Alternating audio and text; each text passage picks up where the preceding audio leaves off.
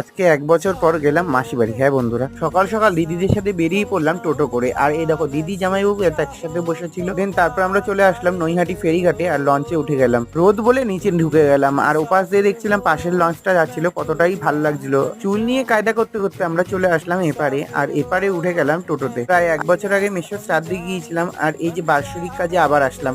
Finally মাসি বাড়ি চলে আসলাম আর বোন দেখছি ঘর মুছছিল, আমাকে দেখে তো লজ্জায় পেয়ে গেছিল। আর ভাই এদিকে টাক হয়েছে যেহেতু কাজকর্ম করছিল আর ওরা লজ্জা পেয়ে গিয়েছিল। তারপরে আমরা চলে গেলাম একটু বাজারের দিকে।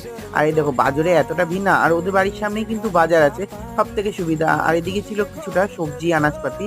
আর মাসিরা তো গিয়েছিল এদিকে মাছ আনতে আর আমি একটু ভগবানের দর্শন করে নিলাম।